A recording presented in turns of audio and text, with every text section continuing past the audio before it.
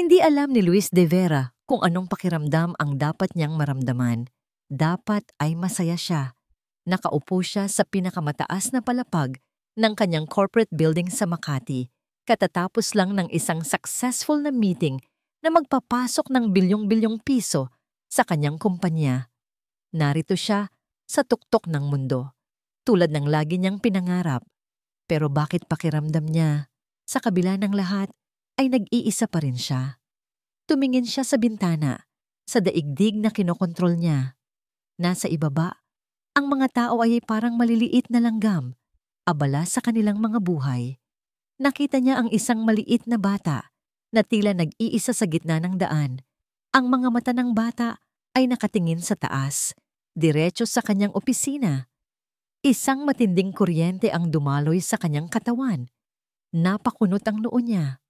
"Sir, are you okay?" Tanong ng kanyang assistant.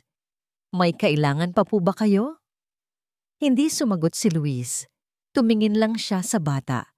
Hindi niya alam kung bakit, pero naramdaman niya ang matinding pag-akit. Para bang may isang bagay na nag-uugnay sa kanila. Sa isang iglap, tumayo siya. Naglakad siya papalabas ng opisina. Bumaba si Luis sa lobby. Ang lahat ng mga empleyado ay nagulat sa kanyang biglaang pag-alis. Hindi niya sila pinansin. Naglakad siya papalabas ng gusali. Sa labas, nakita niya ang bata. Nakaupo ito sa gilid ng daan at ang mga mata nito ay nakatingin sa kanya. "Bata, anong ginagawa mo dito?" Tanong ni Luis. Hindi sumagot ang bata. Tumingin lang ito sa kanya. Naramdaman ni Luis ang kakaibang damdamin. Hindi ito awa o galit. Ito ay isang bagay na mas malalim. "Huwag kang matakot," sabi ni Luis. "Hindi kita sasaktan. Anong kailangan mo?" "Isang basong gatas lang po," sabi ng bata. "Para sa kapatid ko." Ang mga salitang yon ay parang isang suntok sa dibdib ni Luis. Para bang ang lahat ng kanyang kayamanan at kapangyarihan ay walang halaga sa harap ng isang simpleng basong gatas. "Bakit gatas?" tanong niya. "Bakit hindi pera?" "Hindi po namin kailangan ng pera," sabi ng bata. "Kailangan lang po namin ng gatas para sa kapatid ko." Naramdaman ni Luis ang sakit sa kanyang puso. Ang simpleng hiling ng bata ay nagpakita sa kanya ng isang bagay na matagal na niyang nakalimutan. Ang halaga ng isang basong gatas ay mas malaki kaysa sa lahat ng kanyang yaman. Inabot ni Luis ang kanyang wallet at binigyan niya ang bata ng pera. "Narito, kumuha ka ng marami," sabi niya. Tinanggap ng bata ang pera. "Salamat po," sabi nito. "Babayaran ko po kayo balang araw, kapag malaki na ako." Ang mga salitang yon ay nagdulot ng isang matinding damdamin sa puso ni Luis. Hindi niya alam kung bakit, ngunit ang pangako ng bata ay nagdulot ng isang kakaibang pag-asa. "Sige, hintayin ko yon," sabi ni Luis. Umalis si Luis at bumalik sa kanyang opisina. Sa kanyang desk, may isang maliit na sobre. May nakasulat na address sa likod. Hindi niya alam kung bakit, pero naramdaman niya ang matinding pag-akit. Naglakad siya papalabas ng gusali. Sa labas, nakita niya ang isang maliit na bata at ang mga mata nito ay nakatingin sa kanya. Sa likod ng sobre ay may nakasulat na "Tahanan ng Pangarap Tondo." Nakatayo si Luis sa harap ng address na nakasulat sa sobre, "Tahanan ng Pangarap Tondo." Ang kanyang mamahaling sapatos ay nababalutan ng alikabok ng kalsada. Ang mundo niya, na puno ng marble floors at glass walls, ay biglang naging mundo ng mga corrugated steel roofs at putik. Ang nakagawian niyang ingay ng Makati, ang tunog ng mga kotse at busina, ay napalitan ng tawanan na ng mga bata at hunin ng mga manok. Isang malaking pag-iiba. Hinahanap-hanap niya ang pamilya ng batang nakita niya. Napatingin siya sa isang maliit na bahay. Sa loob, nakita niya ang isang batang lalaki na nakahiga sa isang banig at ang isang babae ay nagmamadaling nagtatahi ng damit. Ito ang pamilya na hinahanap niya. Pumasok si Luis sa loob ng bahay. Naramdaman niya ang matinding pag-iiba sa kanyang mundo. Ang lahat ng kanyang kayamanan at kapangyarihan ay walang halaga sa harap ng ganitong karukhaan. Magandang araw po, sabi ni Luis. Ako po si Luis de Vera. Nagulat ang babae. Tumingin siya kay Luis at ang mga mata niya ay puno ng pagdududa at pagkamuhi. Anong kailangan mo? Tanong niya. Ang boses niya ay puno ng galit at sakit. Ako po ang nagbigay ng gatas sa anak ninyo, sabi ni Luis. Nakita ko po siya sa labas ng aking gusali. Ah, ang mayaman na gusto magpanggap na santo, sabi ng babae. Umalis ka na. Wala kaming kailangan sa'yo. Hindi sumuko si Luis. Gusto ko lang po tumulong, sabi niya. Nakita ko po ang kalagayan ng anak ninyo. Gusto ko po siyang tulungan. Ang mga salitang yon ay nagdulot ng matinding galit sa puso ng babae. Hindi kami nangangailangan ng tulong, sabi niya, lalo na sa mga katulad mo. Kinuha ni Luis ang kanyang wallet at inabot niya ang isang malaking halaga ng pera. Narito, sabi niya, para sa pagpapagamot ng anak ninyo. Tinanggap ng babae ang pera. Tumingin siya kay Luis at ang mga mata niya ay puno ng galit. Huwag kang mag-alala, sabi niya. Hindi namin kailangan ng iyong awa. Babayaran ko ang lahat ng ito. Pagkatapos, kinuha niya ang pera at sinunog ito. Hindi namin kailangan ng iyong pera, sabi niya. Wala itong halaga sa amin.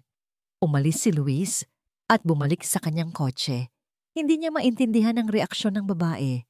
Para sa kanya, ang pera ay ang lahat. Ngunit para sa babae, ang pera ay walang halaga. Naramdaman niya ang matinding sakit sa kanyang puso. Habang umaalis si Luis, narinig niya ang boses ng babae. Hindi na ako papayag na saktan pa nila kami ulit.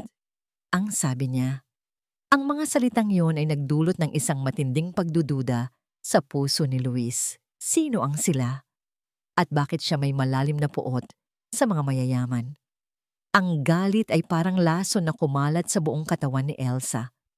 Matapos umalis ang lalaking iyon, si Luis de Vera, sinubukan niyang kalimutan ang nangyari, pero hindi niya magawa.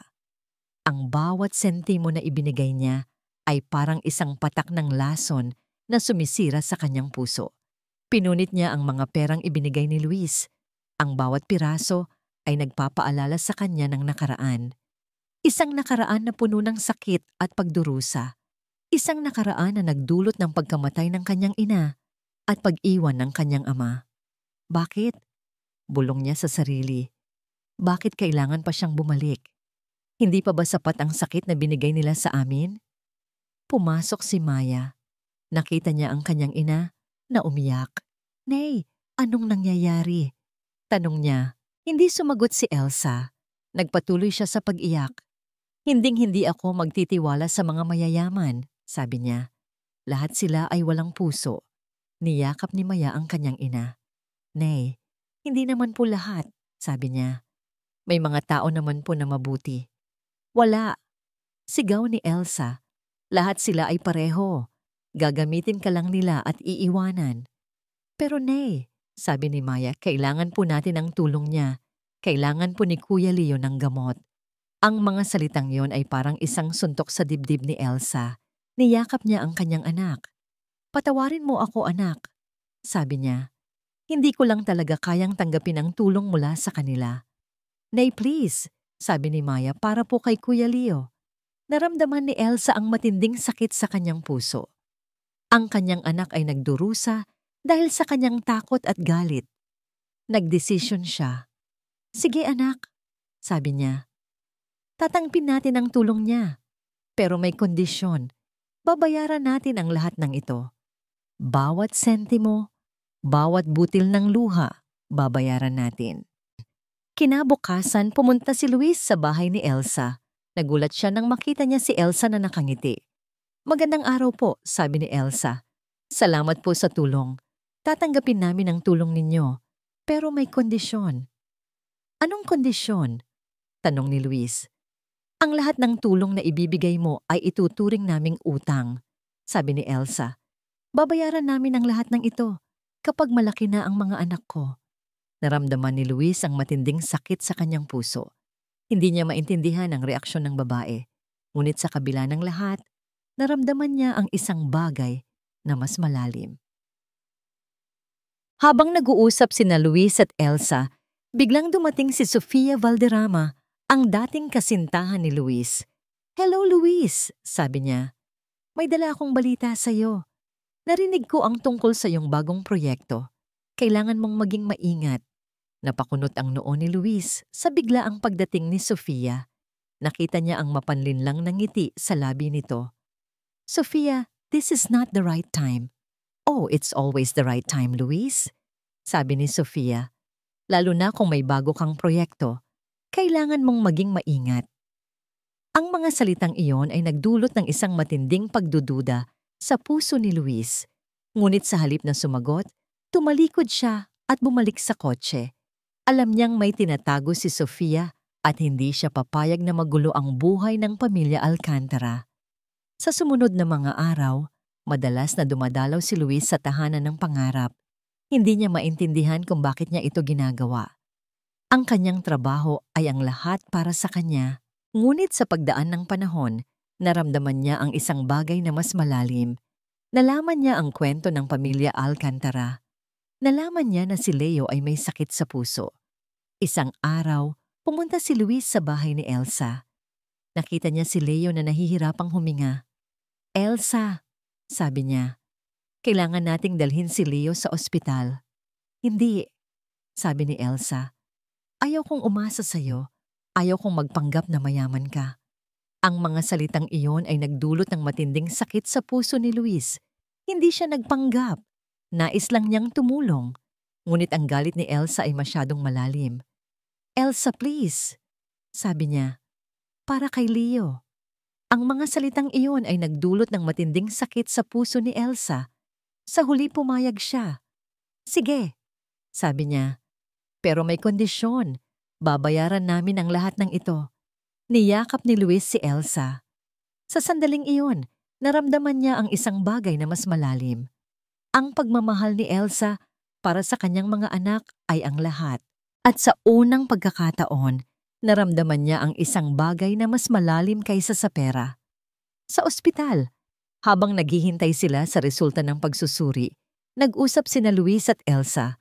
Nalaman nila na ang pagmamahal ay hindi nasusukat sa pera. "Salamat, Luis," sabi ni Elsa. "Salamat sa pagtulong." "Walang anuman," sabi ni Luis. "Gusto ko lang tumulong." Sa mga oras na yon, naramdaman ni Luis ang pag-asa. Naramdaman niya na ang lahat ay posible.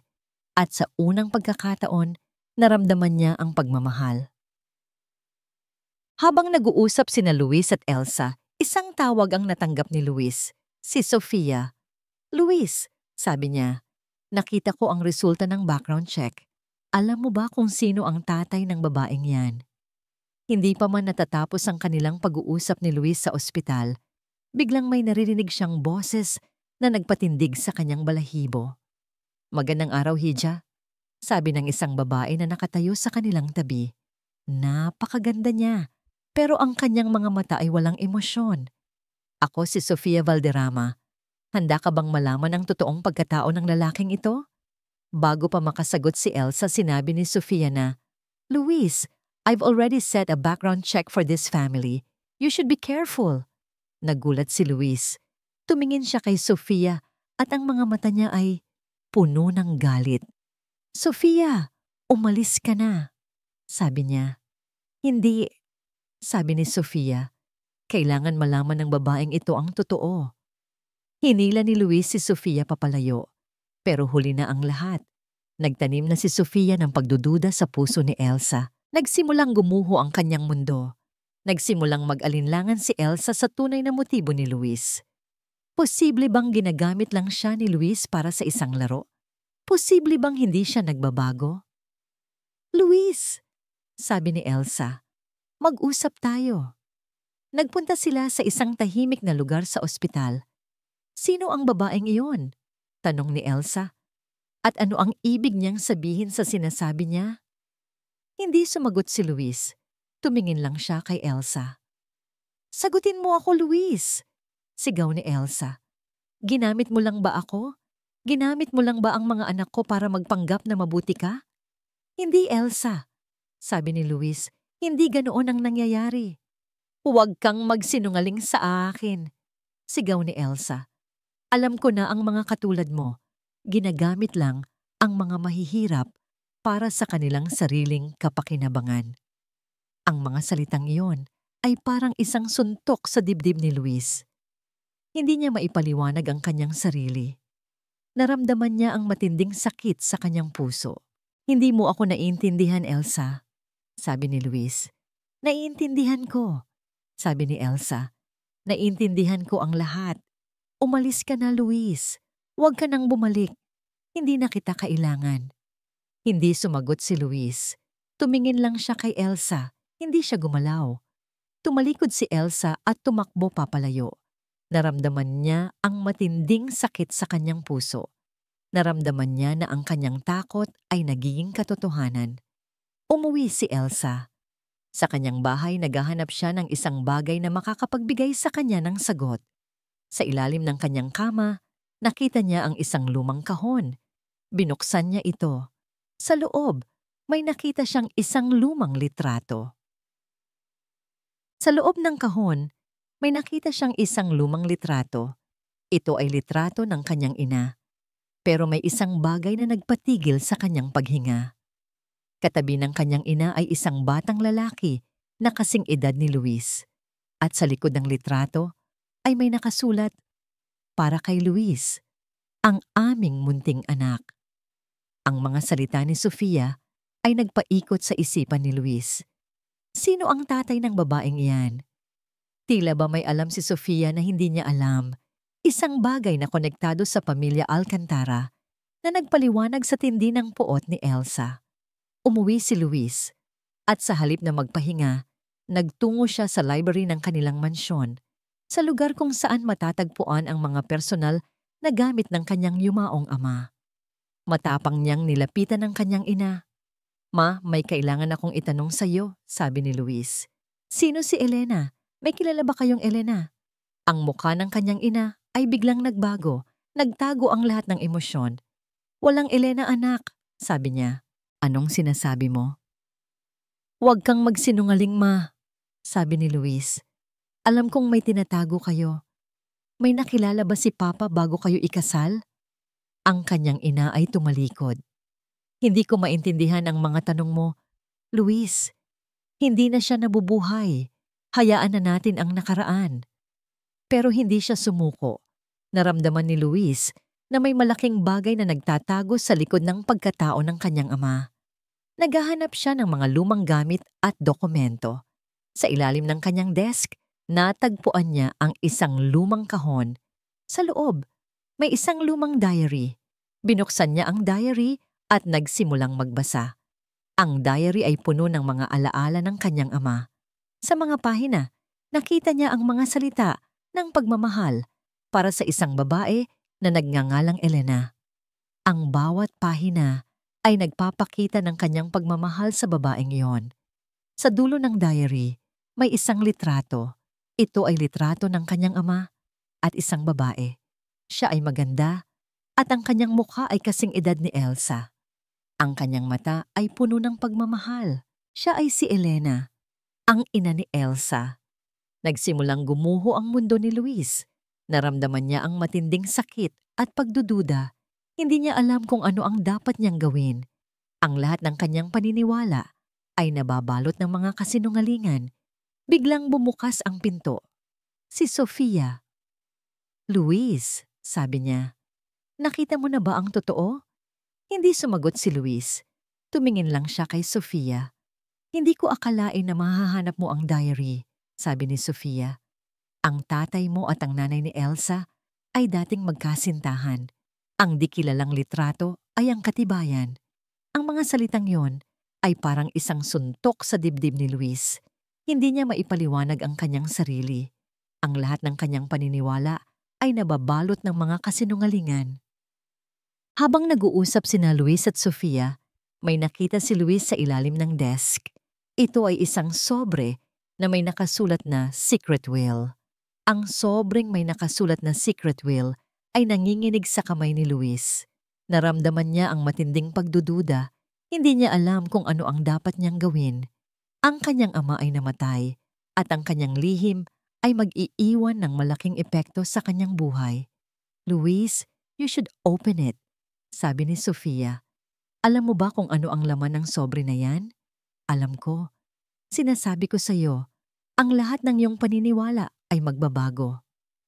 Hindi sumagot si Luis. Tumingin lang siya kay Sofia.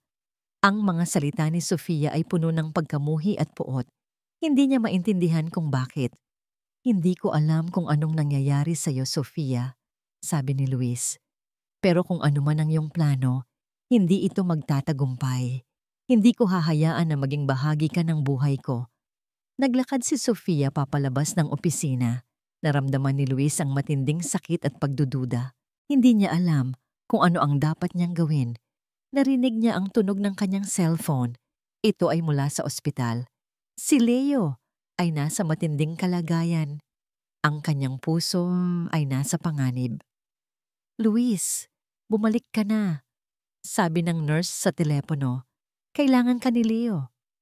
Tumakbo si Luis papalabas ng opisina. Hindi niya sinuot ang kanyang sapatos. Hindi siya nag-iisip. Ang tanging nasa isip niya ay si Leo, ang batang may sakit sa puso. Elsa, bulong niya sa sarili. Elsa, patawarin mo ako. Nang makarating si Luis sa ospital, nakita niya si Elsa na umiiyak sa labas ng kwarto ni Leo. Anong nangyayari? Tanong niya. Hindi ko alam, sabi ni Elsa. Ang doktor ay hindi nagsasalita. Ang mga salitang yon ay nagdulot ng matinding sakit sa puso ni Luis. Naramdaman niya ang kawalan ng pag-asa. Ang lahat ng kanyang kayamanan at kapangyarihan ay walang halaga sa harap ng sakit ni Leo. Biglang bumukas ang pinto ng kwarto ni Leo. Lumabas ang doktor. Hindi ko alam kung ano ang dapat kong gawin, sabi niya. Kailangan niya ng operasyon pero masyadong peligroso. Niyakap ni Luis si Elsa. Huwag kang mag-alala, sabi niya. Hindi kita iiwan. Pero ang mga salitang iyon ay walang halaga. Naramdaman ni Luis ang matinding sakit at pagdududa. Hindi niya alam kung anong dapat niyang gawin. Ang kanyang mundo ay nababalot ng kawalan ng pag-asa. Biglang tumunog ang cellphone ni Luis. Ito ay isang text message mula sa isang di kilalang numero. May nakalakip na litrato. Ito ay isang larawan ng kanyang ama at ina ni Elsa. Sa likod, may nakasulat na, ang pag-ibig na nagbunga ng utang, ang katotohanan na hindi mo alam. Tumunog ang cellphone ni Luis, isang di kilalang numero. May nakalakip na litrato. Ito ay isang larawan ng kanyang ama at ina ni Elsa. Sa likod, may nakasulat na, ang pag-ibig na nagbunga ng utang, ang katotohanan na hindi mo alam. Ang mga salitang iyon ay nagdulot ng matinding sakit sa puso ni Luis. Hindi niya alam kung anong gagawin. Ang lahat ng kanyang paniniwala ay nagbago. Luis, may nangyayari ba? Tanong ni Elsa. Hindi sumagot si Luis. Tumingin lang siya kay Elsa. Hindi niya maipaliwanag ang kanyang sarili. Ang kanyang mundo ay gumuho. Luis, ano ba ang nangyayari sa'yo? Tanong ni Elsa. Bakit ganyan ang mukha mo? Hindi sumagot si Luis. Tumalikod siya at umalis. Iniwan niya si Elsa sa ospital. Naramdaman ni Elsa ang matinding sakit sa kanyang puso.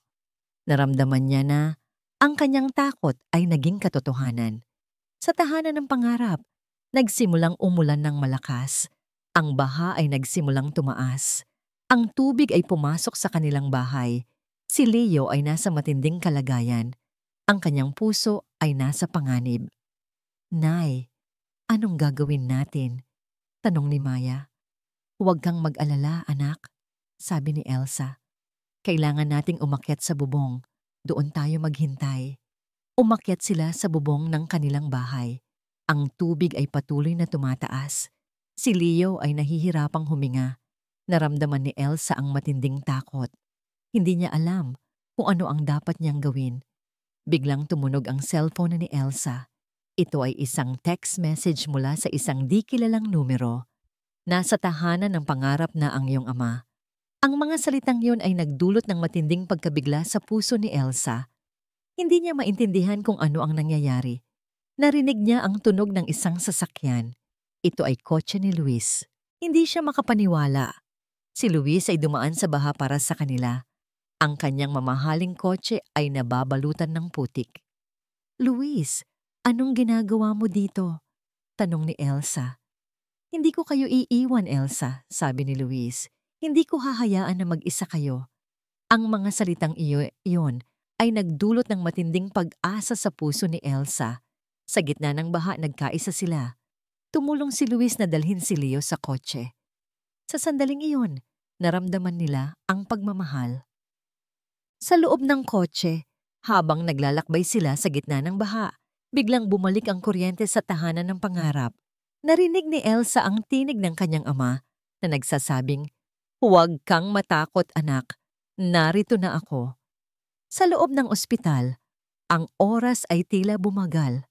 Ang mabigat na katahimikan sa pagitan ni Luis at Elsa ay punong-puno ng mga salitang hindi nasambit. Naroon sila sa labas ng emergency room, naghihintay sa balita tungkol kay Leo. Ang balikat ni Elsa ay nakapatong sa kanyang braso.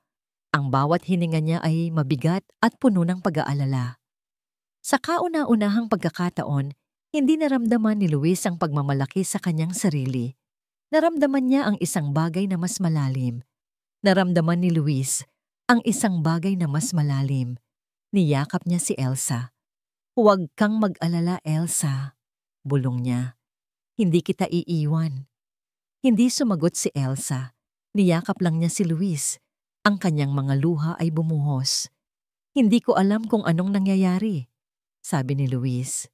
"Pero gusto kong sabihin sa iyo na ang lahat ng aking kayamanan at kapangyarihan ay walang halaga sa harap ng sakit mo. Nais ko lang na maging masaya ka." Ang mga salitang iyon ay nagdulot ng matinding pagkabigla sa puso ni Elsa. Naramdaman niya ang isang bagay na mas malalim. Naramdaman niya ang pagmamahal. Nag-usap sila sa isang sulok ng ospital, malayo sa mga ingay. Sinimula ni Luis na ikwento ang lahat ng kanyang natuklasan, ang diary ng kanyang ama, ang larawan, at ang koneksyon sa ina ni Elsa. Ang bawat salita ay parang isang sugat na bumubukas sa kanyang puso. "Hindi ko alam kung bakit niya nagawa iyon," sabi ni Luis. Ang boses ay puno ng pagsisisi. "Ang aking ama ay isang matigas na tao, ngunit naramdaman ko ang pagmamahal niya sa iyong ina." Nakatitig si Elsa sa kanya. Ang kanyang mga mata ay puno ng luha. Kaya pala ang laki ng galit ko sa inyo," bulong niya. "Patawarin mo ako, Elsa," sabi ni Luis. "Patawarin mo ang aking pamilya. Hindi ko alam ang nangyari. Nais ko lang na maging masaya ka." "Hindi," sabi ni Elsa. "Ako ang dapat mag-sorry. Hindi kita pinakinggan. Hindi ko binigyan ng pagkakataon na ipaliwanag ang iyong sarili. Ang galit ko sa aking nakaraan ay nagdulot ng sakit sa iyo. Patawarin mo ako, Luis." Sa sandaling iyon, ang mga pader na binuo ni Elsa sa kanyang puso ay gumuho. Niyakap niya si Luis. "Luis," bulong niya, "ikaw ang nagturo sa akin na ang pagmamahal ay hindi nasusukat sa pera. Ikaw ang nagturo sa akin na ang pag-asa ay hindi nawawala." Niyakap ni Luis si Elsa ng mahigpit. "Elsa," sabi niya, "ikaw ang nagpuno sa kawalan sa buhay ko. Ikaw ang nagbigay ng kulay sa aking mundo." Habang nasa ganitong kalagayan, naglakad si Luis papunta sa bintana. Ang kanyang mundo ay puno ng bagong pag-asa. Ngunit may isang bagay na nag-aalala sa kanya. Ang sobre na may nakasulat na secret will. Biglang tumunog ang kanyang cellphone. Tumawag si Sofia. "Luis," sabi niya, "alam ko kung saan ka pupunta. Huwag kang mag-alala. Nakuha ko na ang di kilalang litrato at di kilalang sulat. Sila ay nasa aking opisina. Hindi na kayo makakalabas. Wala na kayong pag-asa. Hindi sumagot si Luis. Naramdaman niya ang matinding sakit at galit. Ang kanyang puso ay nababalot ng kawalan ng pag-asa. Si Sofia ay nasa likod ng lahat ng ito. Mabilis na tinapos ni Luis ang tawag. Tumakbo siya pabalik kay Elsa. "Elsa!" sabi niya. Ang boses ay nanginginig. "Kailangan nating bumalik. Si Sofia, may nakuha siya na hindi niya dapat nakuha." "Kailangan nating bumalik, Elsa," sabi ni Luis. Ang boses ay puno ng pag-aalala. "Si Sofia, may nakuha siya na hindi niya dapat nakuha." Nagbago ang mukha ni Elsa mula sa pag-asa at pagmamahal, naging takot at pagdududa. "Ano?" tanong niya. "Ano ang nakuha niya?" "Hindi ko alam," sabi ni Luis. "Ang tanging alam ko ay may kinalaman ito sa aking ama, sa iyong ina, at sa isang lumang sulat." Tumakbo sila papalabas ng ospital. Ang kanilang mga puso ay puno ng takot at pagdududa. Ang kanilang pag-asa ay nababalutan ng kawalan ng pag-asa. Hindi nila alam kung ano ang dapat nilang gawin. Sa daan, ipinaliwanag ni Luis ang lahat ng kanyang nalalaman. Ang di kilalang sulat, ang lihim ng kanyang ama, at ang pagmamahal niya sa ina ni Elsa. "Hindi ko alam kung bakit," sabi ni Luis. "Pero alam ko na ang iyong ama ay kasama sa kwentong ito." Ang mga salitang iyon ay nagdulot ng matinding pagkabigla sa puso ni Elsa. Hindi niya maintindihan kung bakit ang kanyang ama ay kasama sa kwentong ito. "Luis," sabi ni Elsa, "bakit mo ako tinutulungan?" "Dahil mahal kita," sabi ni Luis. "Hindi ko alam kung kailan nagsimula ang lahat ng ito. Pero alam ko na ang pagmamahal ko sa iyo ay mas malaki kaysa sa lahat ng aking kayamanan. Hindi ko hahayaan na saktan ka." Ang mga salitang iyon ay nagdulot ng matinding pag-asa sa puso ni Elsa. Sa sandaling iyon, naramdaman niya ang isang bagay na mas malalim. Naramdaman niya ang pagmamahal. Dumating sila sa tahanan ng pangarap. Ang baha ay bumababa at ang tubig ay bumabalik sa ilog. Nakita nila ang kotse ni Sofia na nakatigil sa gitna ng daan. Si Sofia ay wala sa kotse. "Nandito siya," sabi ni Luis. "Nandito siya para hanapin ang di kilalang sulat." Naglakad sila papalapit sa bahay ni Elsa. Ang pinto ay bukas. Nakita nila si Sofia sa loob ng bahay. Siya ay naghahanap ng isang bagay. "Sofia, anong ginagawa mo dito?" tanong ni Luis. Nagulat si Sofia. "Luis," sabi niya, "bakit ka nandito? Bakit ka kasama ng babaeng ito?" "Hindi na importante kung sino ang kasama ko," sabi ni Luis. "Ang mahalaga ay kung ano ang ginagawa mo dito." "Nandito ako para kunin ang akin," sabi ni Sofia, ang katotohanan na hindi mo alam. Ang mga salitang iyon ay nagdulot ng matinding pagdududa sa puso ni Luis. Hindi niya alam kung anong gagawin. Habang nag-uusap sila, narinig nila ang tinig ng isang tao. "Huwag mong saktan ang aking mga anak, Sofia." Ang lahat ay nagulat. Siya ay ang ama ni Elsa, ang boses na yon. Kilalang kilala ni Elsa ang tinig na yon, isang tinig na matagal nang nawala sa kanyang buhay.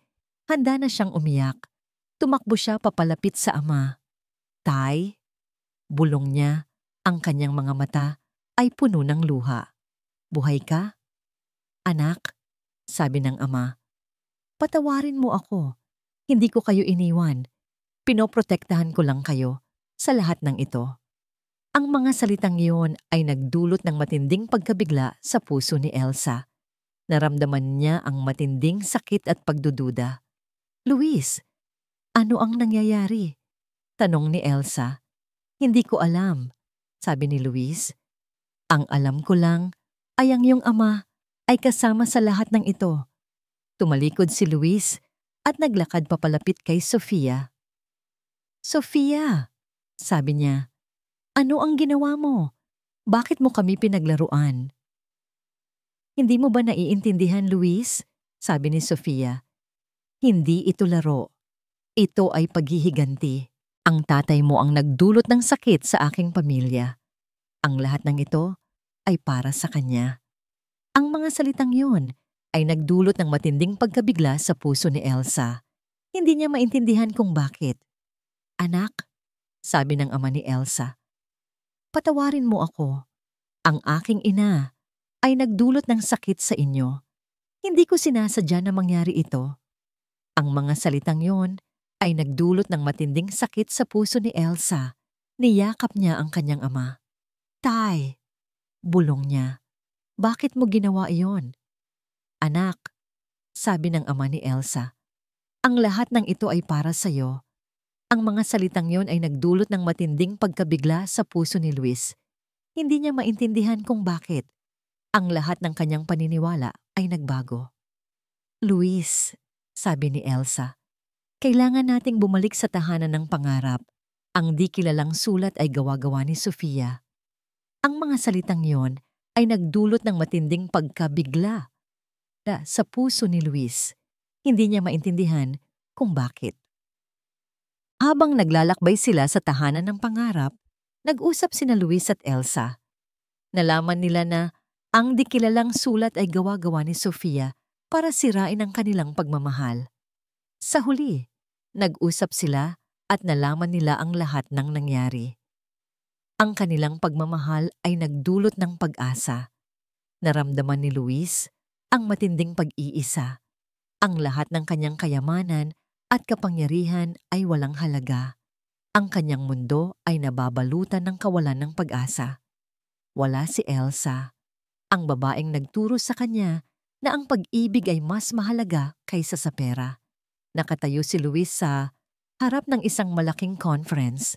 Ang kanyang mga mata ay walang emosyon. Ang lahat ng tao ay naghihintay sa kanya. Ang lahat ng tao ay naghihintay sa kanyang speech. Magandang araw sa inyong lahat, sabi ni Luis. Ang boses ay puno ng emosyon. Ngayon, ako ay nakatayo sa harap ninyo hindi bilang isang mayaman. Ako ay nakatayo sa harap ninyo bilang isang tao na nag-iisip na ang lahat ng kanyang kayamanan ay walang halaga. Ang lahat ng tao ay nagulat. Hindi nila maintindihan kung ano ang nangyayari. Sa buong buhay ko, sabi ni Luis, ako ay nagtrabaho para maging matagumpay. Ngunit sa huli, nalaman ko na ang lahat ng ito ay walang halaga. Ang tunay na yaman ay hindi nasusukat sa pera. Ito ay nasusukat sa pag-ibig at pamilya. Ang mga salitang yon ay nagdulot ng matinding pagkabigla sa puso ni Els. Sa kanilang bahay, nakita niya si Luis sa TV. Ang kanyang mga mata ay puno ng luha. Ako ay nag-iisa, sabi ni Luis. Ngunit nalaman ko na ang pag-ibig ay mas mahalaga kaysa sa lahat. Ang pamilya ay hindi isang problema. Ito ay isang regalo. Ang mga salitang yon ay nagdulot ng matinding pag-asa sa puso ni Elsa. Tumakbo siya papalabas ng bahay. Hindi niya alam kung saan siya pupunta. Ang tanging nasa isip niya ay si Luis. Sa conference, ang lahat ng tao ay nagpalakpakan. Ngunit hindi sila narinig ni Luis. Ang tanging nasa isip niya ay si Elsa.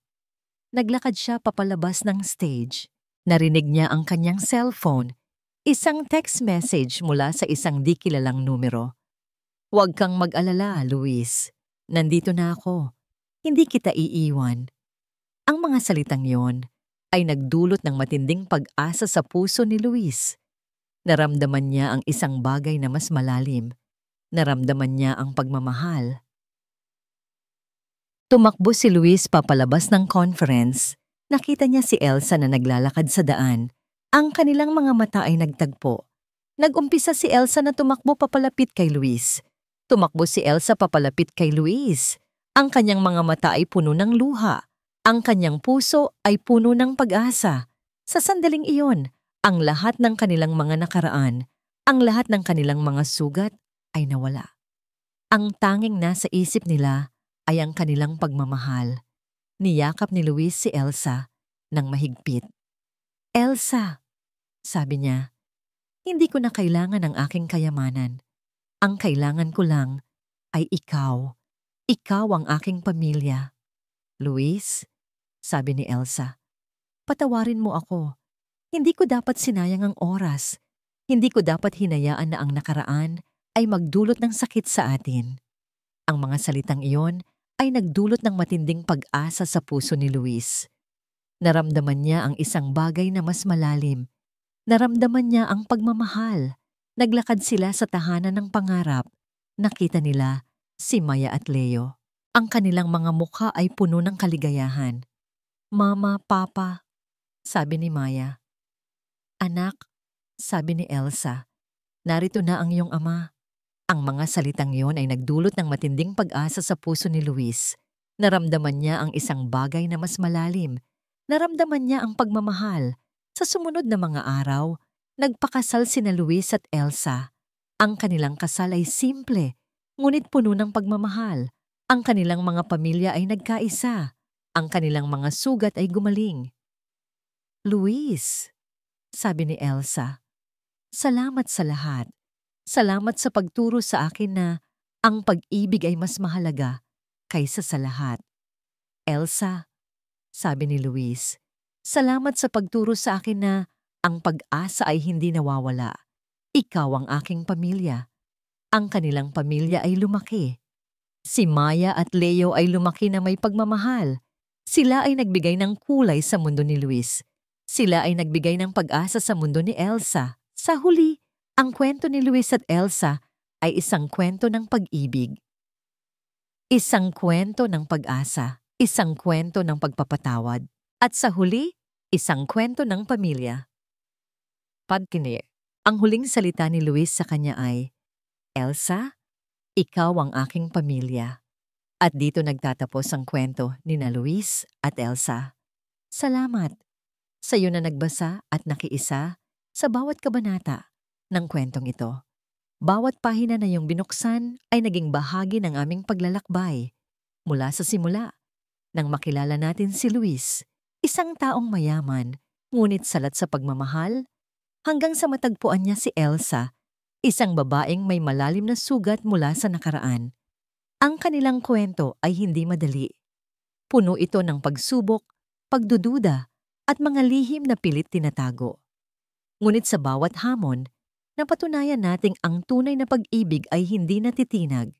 Ang pagsusulat ng kwentong ito ay isang emosyonal na biyahe para sa akin. Habang isinasabuhay ko ang kanilang mga karakter, naramdaman ko ang bigat ng kanilang mga puso at ang kaligayahang hatid ng pagpapatawad. Pinagdasal ko na ang bawat salita ay magbigay liwanag sa mensahe na ang pag-ibig ay may kakayahang paghilumi ng mga sugat. Ang pag-asa ay laging nandoon kahit sa pinakamadilim na sandali. At ang pamilya ay hindi lamang dugong bumubuo sa atin, kundi mga taong pinili nating mahalin. Sana ang paglalakbay ni na Luis at Elsa ay nag-iwan ng magandang aral sa inyong mga puso. Magpapasalamat ako ng buong puso kung ibabahagi ninyo ang inyong nararamdaman tungkol sa kwento. Anong bahagi ang pinakatumago sa inyong puso? Anong aral ang inyong natutunan mula sa inyong lingkod, kwento at kilig?